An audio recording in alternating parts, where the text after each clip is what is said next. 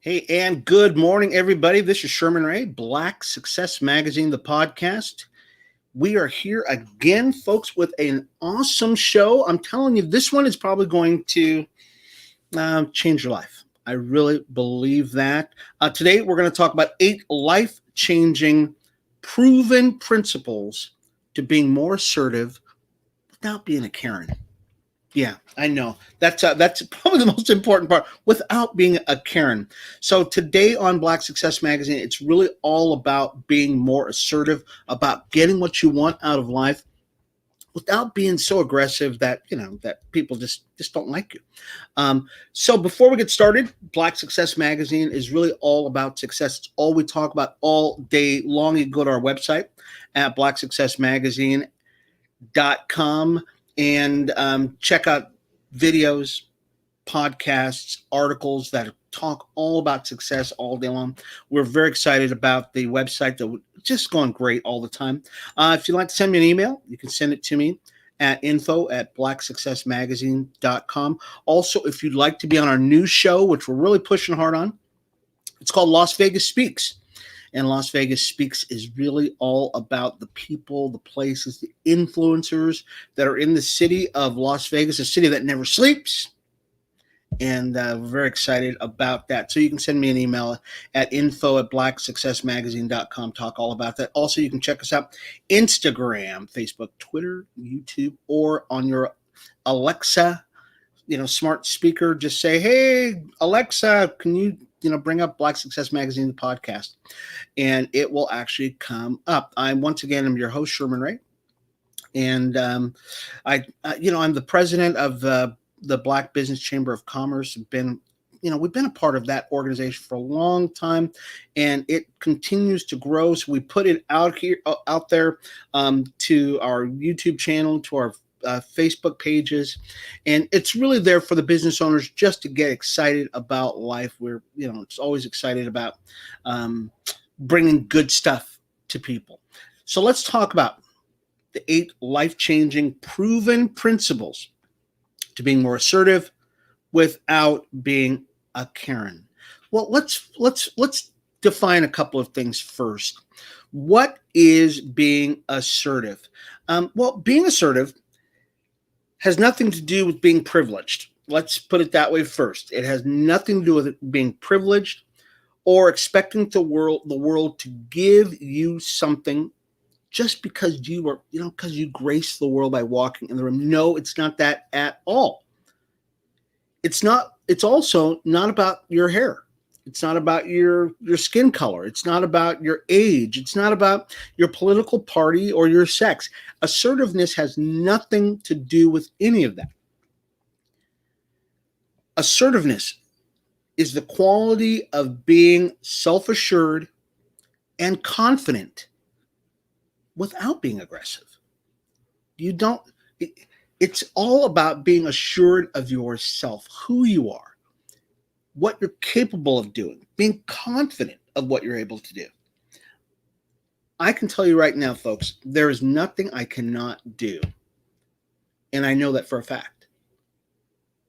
Except for have a baby. I can't have a baby. I mean, I'm not a female, so I can't, do female stuff. But other than that, really I've been tested. I've been proven over the years that unless I just don't want to do it, there's really not much I cannot do. And that's really what we're going to talk about today. Part of what we're going to talk about today is really you having that sense of assuredness about yourself that you know that you can do things, as opposed to being a Karen. So let's define what a Karen is. A Karen is that person, and we all know these people in life. A Karen is a person who walks in the room and she says, "You know what?" Or he, because there are Karens that are men, that walk in the room and they go, "Oh no, it's all about me and I didn't get served," so they feel privileged. Let's say they ordered a steak. The steak comes in, and the steak, instead of it being well done how it was ordered, comes in medium rare. And Karen says, "Oh, no, no, no. Get the manager. You get the manager because I'm here and you didn't serve me." Okay? Or let me give you A Another example of what a Karen might be. Let's say you go to the premiere of your favorite band or something like that. There's a long line. You get to the store, you get to the stage, there's a line out the door. It might be going around the block. A Karen will walk past all those people that have been waiting for hours who got there early because they knew that the concert was going to be sold out. Karens will walk up to the front of the line, look at everybody who is still standing in line, and go, huh, you're all waiting back there? Yeah, you need to be back there because I'm going to the front of the line and I'm going to sweet talk my way in because I'm a Karen. That's what a Karen is. That is not being assertive and being confident in who you are. That's just being a brat.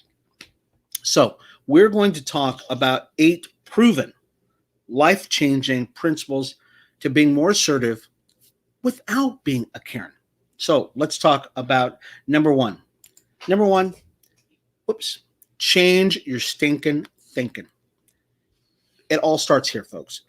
I was interviewed a few weeks back on our new show, which is called Las Vegas Speaks, and we were talking about success. And they said, well, everybody has a definition of success. Why, what's the whole thing about success?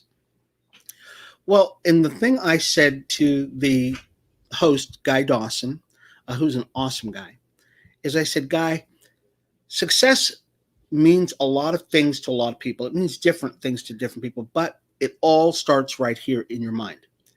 If we can get your mind going in the right direction, we can accomplish great things. And that's really where it has to start, in your own mind. The most important factor to being more assertive is to change the way you think. Change the way you think about yourself. You might have grown up in an overbearing situation where you were told that you're not good, that you can't accomplish things, that you'll never achieve anything. Nothing could be further from the truth. You are able to do anything you put your mind to. And that's what you've got to begin to work on. To convince yourself and to assure yourself that you are great. You are wonderful. You are creative. You are a fabulous child of God, and there is nothing that you cannot do. So all has to start in your mind. It might take you a while because you might have spent an entire lifetime being told that you're not worth it. So it might take a little bit of time, but it can happen. I would suggest that you start saying words of affirmation. And we're putting that out. Gosh, we've been trying to work on this. There's so many words of affirmation. I mean, there really are affirming statements that you can say to yourself on a daily basis. But we're all fed this steady diet of negativity all over the place, whether it be in the news, whether it might be from family, might be from friends, quote unquote friends. But we're all fed these narratives that are negative. We've got to reverse that, eliminate that from our lives, and feed ourselves words of affirmation, affirming passages like, you're worth it. I am great. I'm a child of God. No one can tell me anything different about myself. And that's not being cocky. That is being assured of who you are. So that's number one. Change your stinking thinking. Number two, face your fears and overcome them. Now, face it, folks, we all have fears.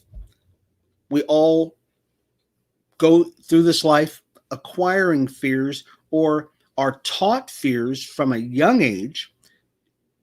And now as an adult, we have to deal with those things.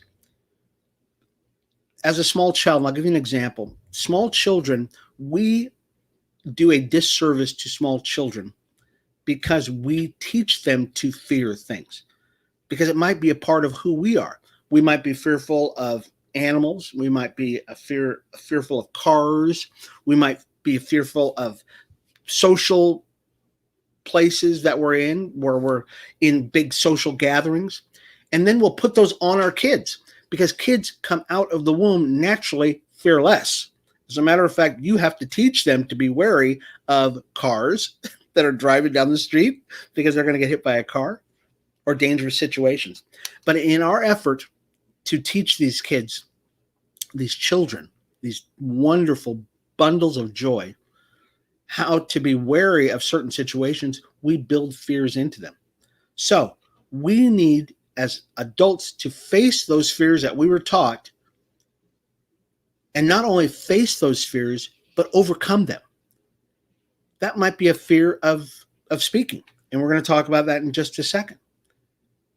But you need to write those fears down. Let's give you an example. Write those fears down. And some of you might have a short list. Some of you might have a long list. Face those fears. Write them down. The only way you're going to know what they are is to write them down and look at them. And not only look at those fears and identify those fears, but now set out to overcome those fears, because, and some of these might be just really kind of goofy fears. In my mind, they might be, or in somebody else's mind, they might be going, really? You're fearful of a puppy? Really? Okay. Whatever it might be in your reality, that is a fear that needs to be overcome. It's robbing you of your confidence. It's robbing you of your assuredness. Isn't that worth you getting rid of? You better believe it is. If something is going to stop you from moving to the next level, you need to face it and make it a mission to overcome those. Over my own lifetime, I've had many fears, and it's a gradual process of overcoming them on a daily basis. I used to be fearful of getting on the phone. And guess what? Now I'm not fearful of getting on the phone. Used to be fearful of people, of going up and talking to people. Now, no, I'm that guy. I am that guy that will come up to you in the middle of a crowd. But it didn't happen overnight. You've got to begin to overcome those fears, identify them first, then overcome them one by one. And here's the great part about it. As you overcome a fear, a new fear, you get more emboldened to go to the next one. It's almost like crack. It's like people crack. It's an emotional crack that you get on, which is a great thing. I mean, it really is. It's a great thing. This is a positive thing. You don't get aggressive. You get more assured. And that makes a huge difference. Let's go on to the next one. Get comfortable speaking in public. There are 2 or 3 things in life that people fear the most. And high on that list is speaking in public. Public speaking is an art. It is a challenge, but it is very doable for everybody. When you're a child, once again, we'll go back to the child analogy. People can't get you to shut up. Oh, no, they can't get you to shut up. As a matter of fact, grandma, grandpa, mom, dad are going, oh, gosh, I hope that child goes into the room. So they'll stop talking because you're just blah, blah, blah, blah, blah. But over the years, people tell you to shut up. People tell you to shut up. And some people, in some people's lives, they get to the point where they go, well, I'm fearful. And when they do get in front of people, they mumble, or they are very their voice, the tone of their voice, or the volume of their voice gets very small, so you can't hear them. And they call it being shy. They're not being shy. They're very conscious of who they are. They're thinking about themselves so much that their voice gets down low, and they're thinking, oh, people are going to think I'm goofy, or that's the way. Or they speak really fast, and you can't hear them. They're just speaking up, and it just goes on and on.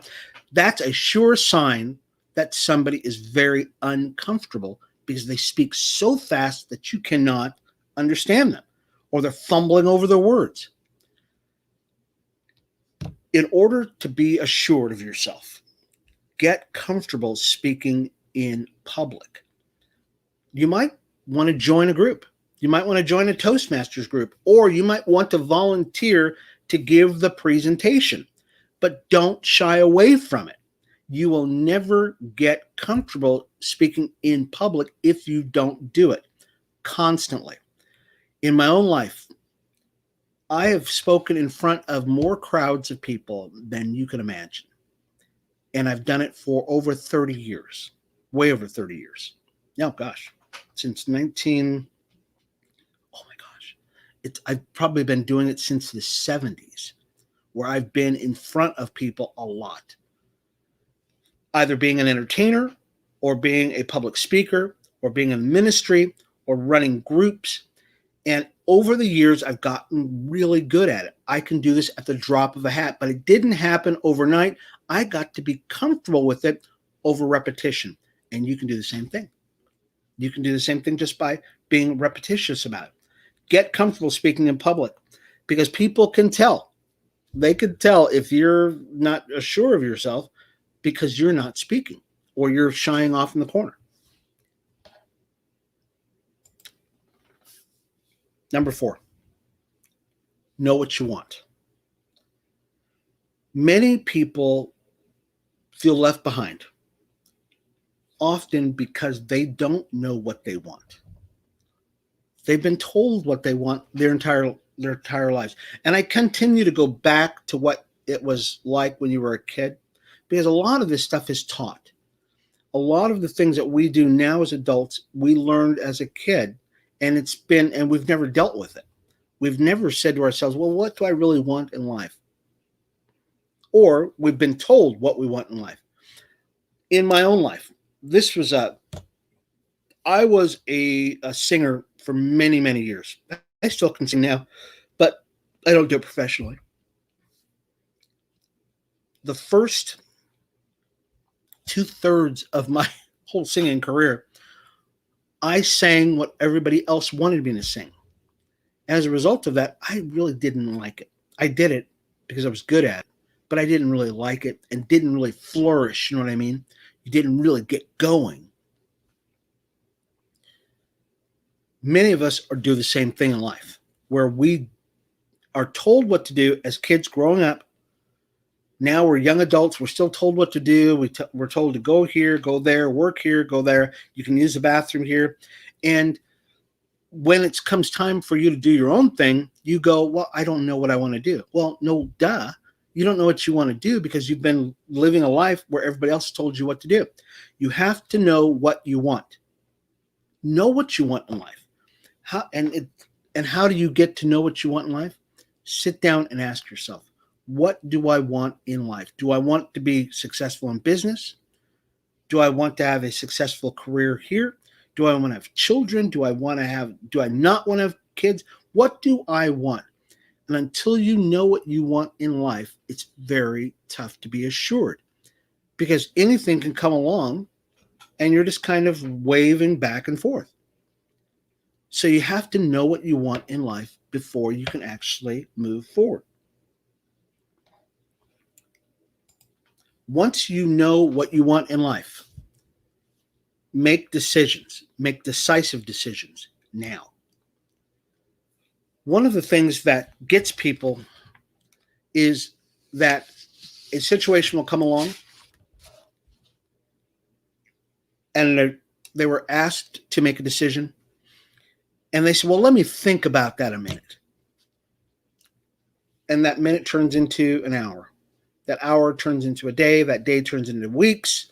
And before you know it, someone along the line has talked to you out of making a decision. And you've either said no, or that opportunity is gone because you did not make a decision. Go with your gut feelings. This can upset other people because other people like to say, oh no, sit back and think about it for a week. Think about it for 2 weeks. Oh, ruminate over it. Let it go over and over in your mind. No, you need to make decisive decisions. You need to make them now. Sometimes it will work out. Sometimes it won't. We're not saying to make stupid decisions. Okay. There's certain things that you just, somebody says, hey, jump out in front of that train. No, that's probably a stupid decision if you jump out in front of the tree. But I have seen more $1 million deals done in the span of 5 minutes than I have people spending time months, weeks deciding on what they're going to do. If you're going to do it, do it. If you're not going to do it, don't do it. But don't just sit there and waffle back and forth. It shows that you're just not decisive. You're just not sure of your own decisions. I worked with a leader one time, and I'm trying to be I'm trying to sidestep this all the time. But this leader would give speeches on a weekly basis. And then promptly after coming off stage, ask me what I thought about their decision. And they waited for me to give them the thumbs up, the thumbs down. And I kept saying to myself, why are you doing that? I'm not the leader of this organization. You are. Whatever decision you make that decision, live with the consequences of it. And you have to be able to do that. I worked as a leader, and decisions I had to make on a weekly basis set the tone for the rest of the meeting that I was in. And I used to just go crazy on early on because I had to make decisions on what I was going to do. And I really heard this audible voice from God saying, why are you doing that? I gave you a mind. I gave you the ability to make these decisions. Make the decision and go with it. And when I was able to do that, when I literally had that revelation, I went, oh my gosh, you were so right. You were so right. God gave you a mind. He gave you abilities. He gave you sensibilities, and he gave you a great sense of right and wrong. Make the decision. Be decisive about it. Live with the consequences. Every time you make a decision, you get better at it and better at it. And you accept the failures, you accept the successes. It is part of life. You're not always going to make great decisions, but making those decisions are important. All right, next one. Know your limitations and the expectations you have of other people. We started out with this. We all have limitations in life. We all do. I can't have a baby. I mean, I'm just not going to have one. And tell you frankly, I don't want to have a baby. Okay, anyways, that's not neither here nor there. In order to be more assertive, you need to know clearly what you expect from yourself and what you expect from other people. You need to have that assurance in yourself that, yes, I can do a certain amount of things, and the same thing goes with the people that work around me. I expect to see those types of things happen with them. But I need to clearly be able to articulate that to those other people. If I've not articulated that to those other people, then I can be assured that it's probably not going to happen, and I can't be upset at them for not doing what I've not clearly articulated. Does that make sense? You need to know your limitations and expectations. If you know that you can run physically, let's say you're training for a marathon, like which I did. If you know that you can run a marathon, then you know running a little faster for that marathon is well within your limitations. As a matter of fact, we never knew that somebody could run a 2-hour marathon until it was done. And now that people know that a 2-hour marathon can be done, oh my gosh, the floodgates have opened up because people were saying, he's a human being. I'm a human being. If he can do it, I surely can come very close to doing the same thing. It's a very exciting thing. So know your limitations and your expectations of others. Dress like a winner. Oh yeah. Psychologically, to become more assertive, and we're talking about proven methods of being more assertive in life without being a Karen. People, when they dress comfortably with new clothing or with clothes that they feel comfortable in, they perform better. Let's take sports athletes. Athletes have routines, they have superstitions, they have things that they will wear, things they won't wear. It could be a dirty sock. It could be an old shirt underneath a shirt. Whatever it is, it gives them a sense psychologically of being assured of themselves that they're going to perform. Because when they wear those lucky socks, or when they wear those lucky armbands, or when they wear that helmet that's all beat up and disgusting, it doesn't mean that it just because it doesn't make sense to you doesn't mean it shouldn't make sense to me. It's all about me right now. It's about me feeling assured and confident in who I am. That translates to what I'm going to be able to do in life. Dress like a winner, whatever that means to you, whether that means a shirt, whether that means a hat, whether that means socks, whatever it means. It could mean you're ironing your clothes. It could be a power color. For me, I love the color blue. Love the color blue. This is my Dallas Cowboy color. Or red. I love the color red. So those are predominantly the colors I wear because I love them. Those are the ones I feel most confident in. If I was wearing a pink shirt, probably wouldn't feel so confident. If I was wearing a green shirt, probably not at all. I probably wouldn't. You probably won't see me in a green shirt because it's not my favorite colors. Those are not my power colors. So whatever it is for you, that's the way it should be. So dress like a winner. It could be a suit. Wear the suit. Even if it's the only suit you wear, that's the suit you wear. If it's a hat, I used to wear hats all the time because when I wore my hats, oh yeah, I'm feeling good.